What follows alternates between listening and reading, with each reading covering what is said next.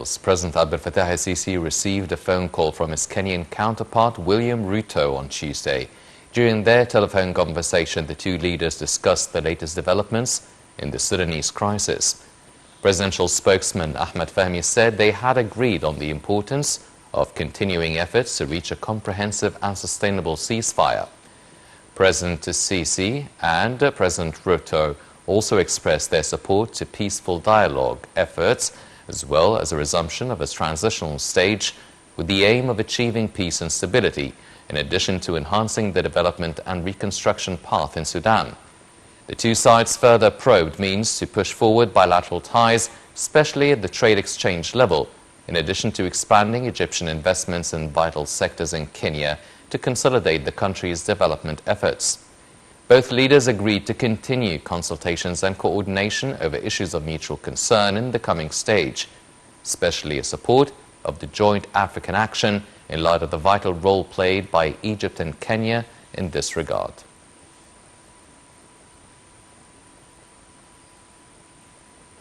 President Abdel Fattah el-Sisi held a press interview with a Japanese newspaper, Asahi.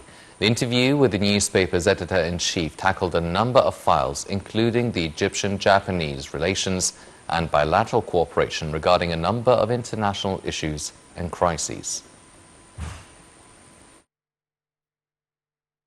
President Abdel Fattah el-Sisi held an interview with the Japanese newspaper Asahi, one of the biggest and oldest Japanese newspapers, on the sidelines of the Japanese Prime Minister Fumio Kishida's visit to Egypt. The interview with the newspaper's editor-in-chief tackled a number of files, among them the Egyptian-Japanese relations and cooperation between the two countries in settling international issues and crises. During the interview, President el-Sisi stressed Egypt and Japan's keenness on boosting bilateral cooperation, hailing the strong relations between the two countries and cooperation in the field of development. The head of state also pointed to the ongoing coordination between the two states in the framework of Japan's presidency of the Group of Seven of the biggest industrial countries to find solutions for the dangerous international crisis. On top of them, the Russian-Ukrainian crisis, in addition to food, energy and funding crisis. The president also asserted Egypt's position towards the current crisis in the region, pointing to Egyptian foreign policy, which is based on refusing the intervention in other countries' affairs and respecting the principle of sovereignty and settlement of disputes with peaceful means. The president also presented Egypt's status towards the developments in Sudan, pointing to Egypt's efforts to achieve ceasefire and paving the way for peaceful dialogue and completing the transitional phase in order to protect the Sudanese people from the grave humanitarian threats of war.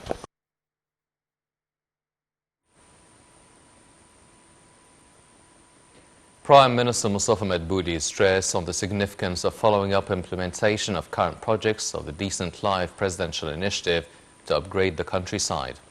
This came during a meeting chaired by the Prime Minister to follow up the executive status of the first phase of a Decent Life initiative, as well as preparations for launching the second phase.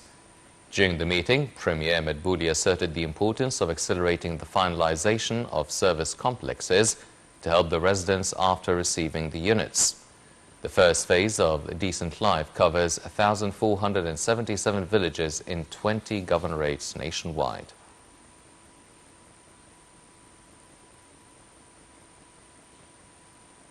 Prime Minister Dr. Mustafa Madbouli said a unified vision for startup companies should be put by all concerned authorities to ensure no intra-contradiction of jurisdictions. The directive was made at a meeting the Prime Minister held with the Minister of Communications and Information Technology and several other officials in follow-up of efforts to enhance and support startups and to confront challenges facing these companies, notably IT startups that are considered drivers of economic growth.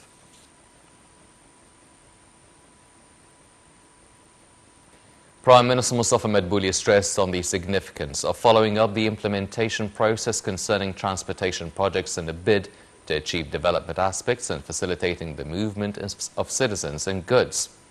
Madbouli directed the Ministry of Planning to disburse £1 billion to the Ministry of Transportation to resume important road projects and access. The Prime Minister's remarks came during his meeting with Minister of Transportation, Engineer Kamil Al-Wazir, to review the executive position of a number of projects. For his part, Minister Al-Wazir reviewed the position of the third and fourth phases of the electric train project, which extends at a length of 105.2 kilometers and a total of 19 stations. The monorail project, east and west of the Nile, as well as developing the ring road, were also discussed during the meeting.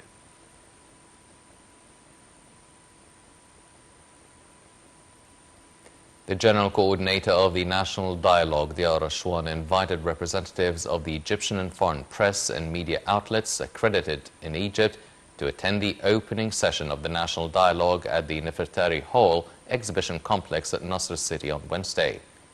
The General Coordinator stated that the presence of journalists and media specialists for coverage does not require a prior invitation.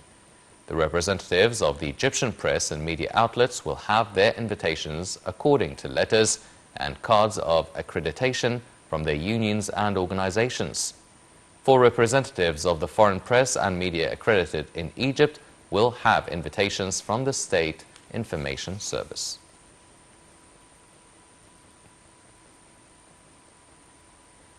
Foreign Minister Sameh Shukri said President Sisi had given his directives to all state institutions to provide the highest level of care and hospitality to the Sudanese brothers.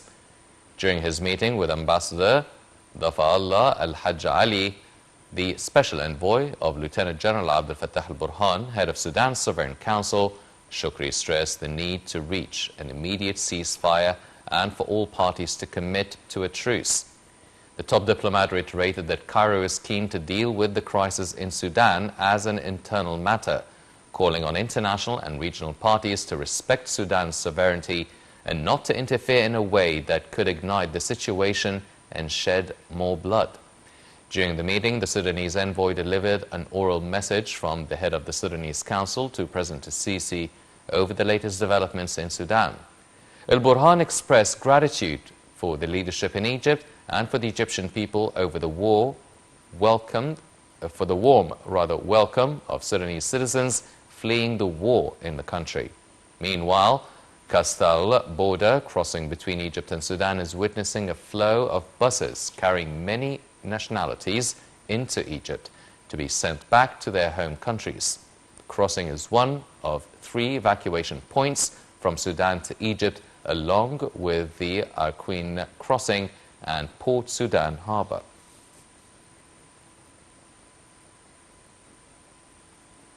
The Arab League Council continued on Tuesday its meetings on the level of permanent representatives to review the latest developments in Sudan.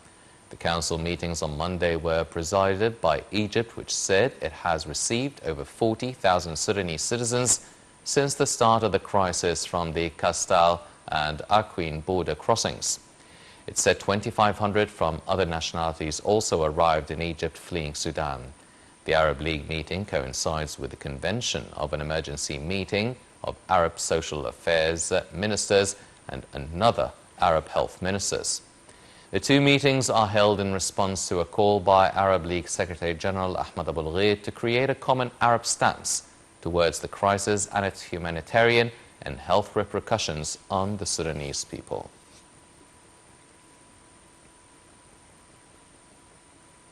Minister of Defense and Military Production Mohammed Zaki met with his Yemeni counterpart Mohsen Mohammed Hussein al-Dari and his accompanying delegation. The 2 ministers discussed a number of issues of mutual concern in the field of military cooperation and exchange of experiences between the armed forces of both countries. Minister Zaki affirmed his appreciation of the well-established relations with Yemen and its keenness to increase cooperation and partnership in various military fields. For his part, the Yemeni minister praised Egypt's influence and active role in the regional and international arenas.